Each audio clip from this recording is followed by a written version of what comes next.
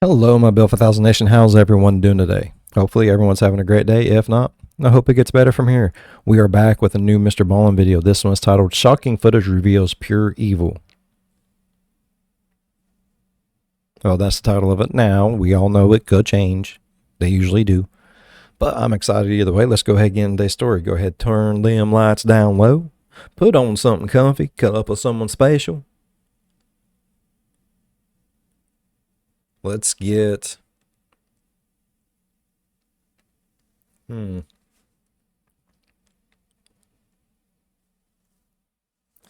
get shocked and awed. Yeah, there we go.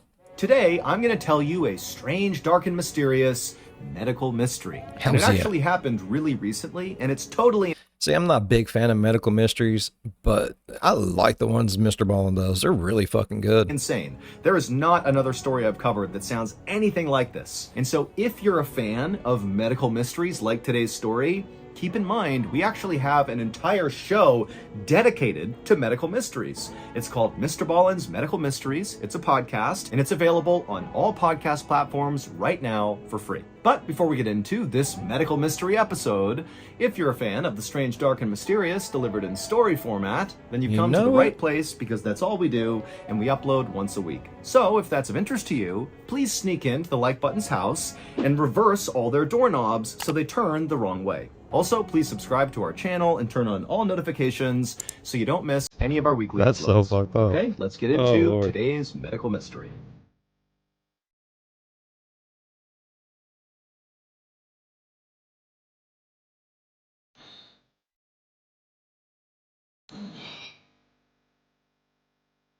What's that smell? On the evening of June 7th, 2023, a 36-year-old man named Umar Abdullah walked into his bedroom in Tampa Bay, Florida, and right away he opened up all the windows.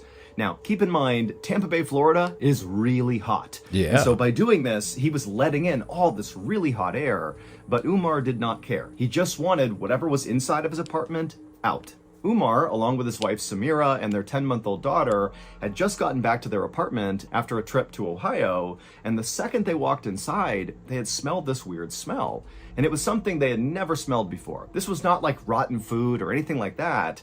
This was like a chemical smell. But even that wasn't a good description. It was like a cross between chemicals and maybe paint. And so at first, Umar and Samira just walked around their apartment, predominantly in the kitchen, looking for things that could be leaking, in the fridge or in cupboards or whatever, but they couldn't find anything that seemed like it could be the cause of the smell. And it was around this point when they were totally stumped. Don't you hate it when there's a smell that you just can't find? Their apartment building was extremely well taken care of. Like, repairs were done immediately and all the time in every single unit. And the fact that they had been away in Ohio had been known to their apartment manager. Oh, they could have went there and done work then. While they were gone, maybe somebody had come in here and maybe touched up some paint or made that is a very good possibility. Even though it seemed a bit weird that they hadn't been informed beforehand that, painting or repairs were going to take place in their apartment. But ultimately, that's what they chalked it up to. And so it was at this point that Umar and Samira walked all around the apartment, opening up all the windows, and Samira also lit a candle as well. And pretty soon that weird smell disappeared, and both the parents just kind of forgot about it. And so Umar grabbed all their luggage from their trip and began unpacking it into the drawers and putting toiletries away. And at the same time, Samira put their baby in a high chair in the kitchen, and then Samira began preparing dinner. And a few minutes later, as Umar was still putting things away, he heard Samira calling from the kitchen to, hey, come out here for a second. And so Umar stopped what he was doing, he went into the kitchen, and he looked at Samira, and she was looking very concerned down at their daughter. And their daughter was in her high chair, and her dinner was right in front of her, but she wasn't eating. And their daughter seemed really fussy. And normally, their daughter was such a get-along kid who never fussed, who always ate her food. And so this seemed She can really probably still smell the fumes or something. Both parents kind of stared at the daughter for a second. And then Umar was like, you know what? All the windows are still open, and it's getting pretty hot in here. Maybe the baby's just fussy about the heat. And so Samira agreed that could totally be it. And so the parents went around the apartment, closing down all the windows, allowing the air conditioning to kick back on and cool the apartment down. But about an hour later, after the apartment had cooled back down, the baby was still very fussy. And at this point, Umar and Samira were trying to put the baby to bed, and they were really struggling with that. And also, in addition to the baby obviously not feeling very well, Umar and Samira both began to complain that they had headaches. And so at this point, the parents assumed that, you know what, all of this, the baby's behavior and now our headaches must be tied to just the travel we just went through. Yeah. We just need a day to exhaustion. recover. And so they kind of rushed their baby. It's like they say, you need a vacation after your vacation to get away from your vacation. Through her bedtime routine and eventually got her down. And then Umar and Samira took some ibuprofen to help with their headaches. And then they too climbed in bed and drifted off to sleep, hoping that when they woke up, everybody would feel better again. But the next morning, nobody was better. In fact, everybody was doing worse. Umar's headache had now gotten much stronger, and Samira, she still had a headache, but also was very lethargic, and the baby was still very fussy. And over the next few days, their symptoms continued to get worse and worse. Umar's headache went from really bad to pretty much blinding, like he couldn't do anything else but think about his headache. And Samira basically had to lay down all day. It was like no matter how much she slept, she had zero energy, and their poor baby just continued to cry and fuss all the time, and even began to vomit. And so it seemed pretty obvious by this point, after a few days, that the three of them must have caught some sort of bug while they were traveling. That this was not just fucking Ohio, that they actually had some sort of illness. But the parents were convinced that, they could just kind of rough it out, and eventually, after a couple of days, they would get better. But on the morning of June 14th, so this is now a week after coming back home from their trip, not only were all their symptoms still really bad, but on this particular morning, things took a dark turn. That morning, when Umar went to his daughter's bedroom, he's still dealing with this horrible headache. He makes his way into the bedroom, and he goes down to pick his daughter up from her crib, and as he's reaching down to grab her, he freezes. Because on the bed, on the pillow, right behind the baby, is all the baby's hair. The baby had clearly lost huge chunks of her hair. And so Umar, at this point, forgot about his headache and yelled for Samira. And even though she's super lethargic, she could tell this is an emergency. So she got up and made her way into the bedroom. And she looked down, too, and saw all the hair. And she reached down and scooped the baby up. And she turned the baby over. And sure enough, there was a huge bald spot on the back of their baby's head. But Umar and Samira, they said to each other right away that, wait a minute, I know this is scary, but it is actually a thing that newborn babies sometimes do lose their hair. Yeah, but especially when they lay on their back too much. At the age range of when that's kind of a common thing to happen, it was pretty obvious that their baby, being 10 months old, was a little bit too old for losing her hair to be considered a normal thing. Yeah. And so Umar and Samira sat there and continued Googling, what could this be? Go to the fucking hospital. Baby is losing her hair. Stop with and there were lots of explanations ranging from, ringworm to some... I do not know why people think Google is a fucking doctor. Google is not a doctor. WebMD is not a doctor. You know who is a fucking doctor? A fucking doctor. Look, I'm not a fan of going to the doctor. I'm not a fan of going to the emergency room. I'm not a fan of going to anything like that. I don't like doctors at all. I like the doctor my old lady has. I like the doctor that takes care of my kids. But for me and doctors don't mesh well. But when it involves your baby, it don't matter. When your baby starts acting shady, you go to the doctor. When you start acting like you're dying and you're taking care of a baby and that baby's depending on you, you go to the fucking doctor. Each and every single one of these motherfuckers should have went to the fucking emergency room a lot freaking sooner. Some things anger me more than others. Severe infection to some rare genetic disorder, and all of it was kind of terrifying. Blame Ohio. And also, none of it really lined up with what they were seeing with their daughter. I blame Ohio for a lot of shit. Like, you know what? Clearly, we don't know what this is. I live there. I'm allowed to. For a week, we have to bring our baby to the doctor. No shit. And so as Samira got on the phone and called the baby's doctor, Umar hopped in the shower to get ready to go to the doctor. And as soon as he began shampooing his hair, he noticed clumps of his hair were falling out. And so all of a sudden, it dawned on him that whatever's going on with his baby is going on with him, and very likely going on with his wife too. And it was at this point too that Umar remembered that strange smell when they first walked into their apartment after coming back from their trip.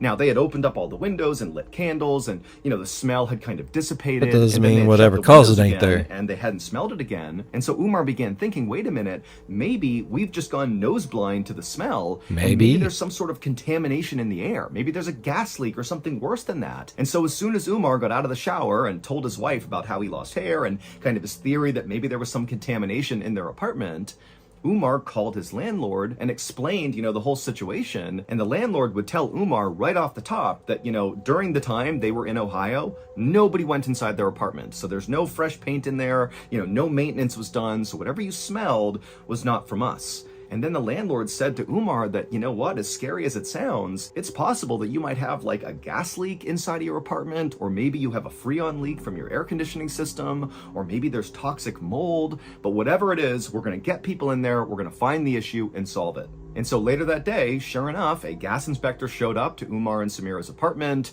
and they checked the entire place, and they could not find any trace of a gas leak. They checked everywhere. What the fuck? There was no leak. But they did tell Umar and Samira that yes, we can smell a faint trace of some chemical smell, but we don't think it's gas. And then after the gas inspector left, the landlord went out and found a mold inspector who came into Umar and Samira's apartment. They looked everywhere and could not find any mold. Then the landlord brought in a plumber to check the hot water heater, but no issues with that. Then the landlord brought an HVAC company in, and they checked the air conditioning units, and there was no leak. And so finally, after the landlord had kind of run out of ideas for who to bring over to check the apartment, because again, by this point, nobody had found anything wrong with the apartment, Umar just said, you know what, I'm going to call the fire department. And so Umar, he calls the fire department, and the fire department, they send over their hazardous materials team or their hazmat team. And so they go into the apartment and they look everywhere, and there is nothing. They could not find any source that was causing the smell at all. It seemed very much like their apartment was totally safe and fine. But by this point, it's now been 2 weeks since Umar, Samira, and their baby had come back from that trip, and they still felt totally horrible.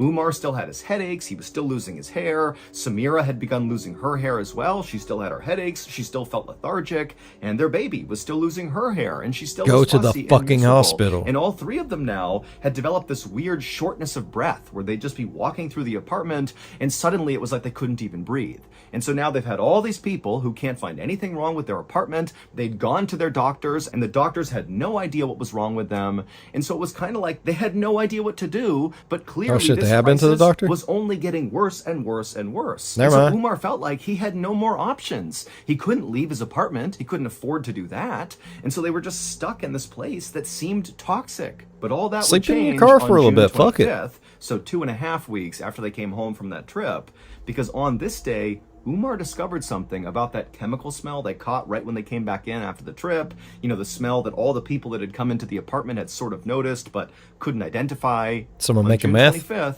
Umar figured something out about that smell.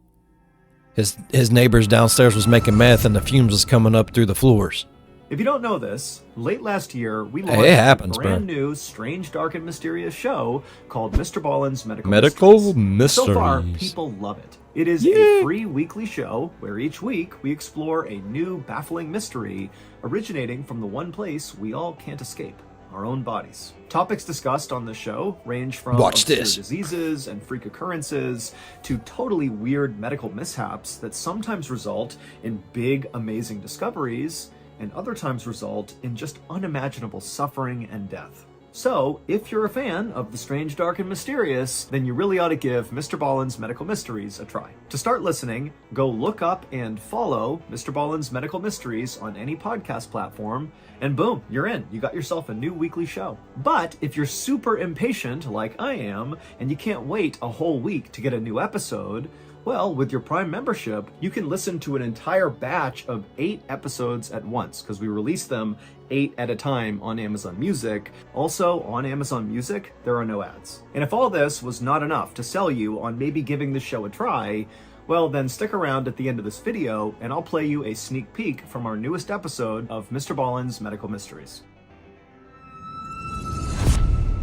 Okay. Umar was in his apartment feeling completely miserable, as was his wife and his daughter who were in the bedroom. But at some point, Umar suddenly caught a whiff of that weird chemical smell. And as soon as he smelled it, he sort of began to cough, and he was about to call his landlord and be like, hey, I smelled it again. But he decided on this day, instead of calling anybody else, he was going to run an experiment of his own. And so instead of trying to get away from the smell, Umar began smelling in the air as deep as he could to try to kind of figure out where the smell was coming from. And so he began walking around his apartment, sniffing the air, kind of tracing the smell, and slowly but surely he began kind of following the smell through his kitchen, down the hallway, all the way to his front door. And when he got to his front door, he smelled in again, and he could tell the smell was the strongest right now. And so feeling a sudden jolt of adrenaline, he grabbed the door, flung it open, half expecting to see like a chemical cloud floating in the air in the hallway. But as soon as he opened the door, there was nothing outside. And when he smelled in the hallway, the smell wasn't really there anymore. And so he kind of looked around for a second. People downstairs or and then he shut the door, and he was about to just go back into his apartment and just kind of accept that once again, I got no idea what's going on here. But then he stopped, and he turned back around and looked at the actual door, like the actual front door of his apartment. And he began smelling the door. And the door definitely had the chemical smell. And so he began smelling and tracing his hands all over this door, not even sure what he was looking for. But eventually he worked his way all the way to the bottom of the door. And that's when he felt something. And so suddenly Umar got down and stared at this strange thing he had found on his door. And as soon as he saw what it was, he jumped up and ran to his wife to tell her what he had just found. After talking with his wife about this thing, they came up with a plan. Late that night, Umar waited until the entire apartment complex seemed really quiet, and then as quietly as he could, he opened up that front door, he stepped out into the hallway, and then he made his way over to the big fake plant that stood at the end of this hallway that was kind of right outside, kind of adjacent to his door, and he hid something in the plant, and then Umar went back into his apartment and he shut the door. And on June 27th, so 2 days later, the moment Umar and Samira had been waiting for finally arrived. At around 5:30 p.m. that evening, suddenly that chemical smell began to emanate through the apartment, and their baby began coughing so badly she began vomiting. And so as Samira was tending to their baby, Umar very quietly opened up his front door, looked in the hallway, didn't see anyone, and he rushed over to that plant, and he took the thing he had hidden a couple of days before, and he went back into his apartment, shut the door, and went into his office. And when Umar came out of that office a little while later, Samira was waiting, and she was looking at him, and as Umar came out, it was like he was totally ashen-faced, he looked completely shocked, and he could barely speak. And Samira said, "What's going on? What did you learn?" And Umar said, "We have to get out of here right now. Get the baby. We have to leave right now. We're going to the hospital." And so as Samira bundled up their baby and they started getting their things together, Umar called 911 and told the operator what he had just discovered. The strange thing Umar had discovered on his front door 2 days earlier on June 25th was a weird crack at the very base of his door where you could basically see from inside of his apartment out into the hallway. And the thing Umar and his wife had decided to hide in the hallway in that plant was a video camera aimed at their front door because they were suspicious that something was making its way through that crack in the door into their apartment, and they wanted to catch it on camera. And that's exactly what happened 2 days later when around 5:30 p.m., their daughter began coughing and Umar began to smell that smell in the apartment, and he rushed out, he got his camera, he went back into his office, he watched the footage, and he could not believe what his camera had recorded. Just before 5:30 p.m. on June 25th, so right before the smell came into the apartment, on video, you see this guy walk up the stairs and enter the hallway right in front of Umar and Samira's apartment door. And this man had a syringe in his hand, and he knelt down and he placed the syringe into that crack at the bottom of Umar and Samira's door, and he pushed the plunger of the syringe before pulling the syringe out, quickly turning and disappearing down the stairs. And so as Umar and Samira and their baby rushed to the hospital after discovering this video and after calling 911 to tell police what they saw on this video, the police rushed to Umar and Samira's apartment complex. Not to go to Umar and Samira's apartment though, instead to go to the apartment right below Umar and Samira. The man who rented that apartment right below them was a 36-year-old named Zuming Lee. He was a married father of two who was working on his PhD in chemistry from the University of South Florida. And Umar and Samira thought of him as being a really nice guy. He was very quiet, he kept to himself. He even gave them a gift after their daughter was born. But on this evening, when the police arrived at Zuming's apartment and knocked on the door, when Zuming opened it up, he was immediately arrested.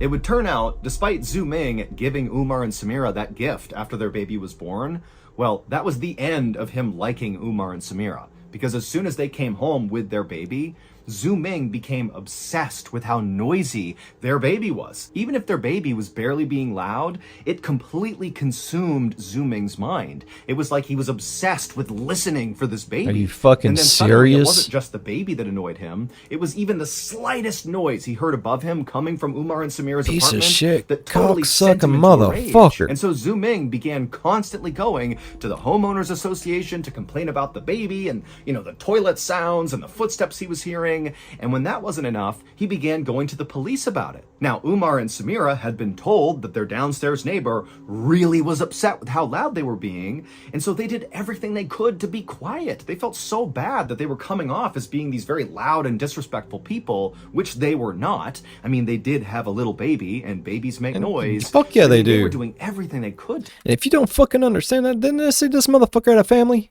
You need to fucking understand. Kids make noises, and if you got a fucking problem with that, you don't need to be around fucking children. But I don't give a fuck what you're doing. Nothing gives you the right to think you can go and do some kind of chemical ass warfare against this family and that poor innocent baby because it's a noisy baby. To be quiet.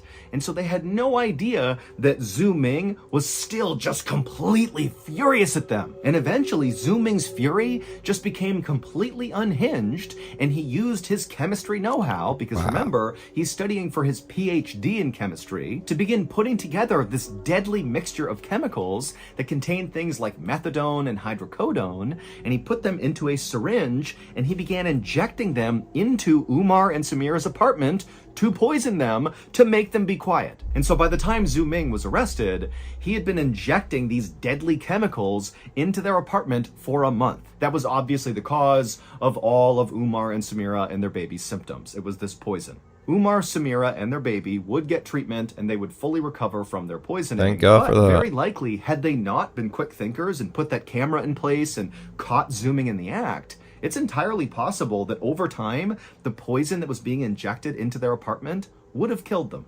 Officials are still investigating this case, as it's still relatively new. However, the legal process was paused when Zhu Ming was deported back to China. Zhu Ming has not been convicted of any crime, and the criminal case remains open. Piece and of if shit. Zhu Ming ever were to step foot on U.S. soil, he would be arrested immediately. Good. Let's go get him. Bring him back. Okay, here is the clip from our newest episode of MrBallen's Medical Mysteries. Enjoy.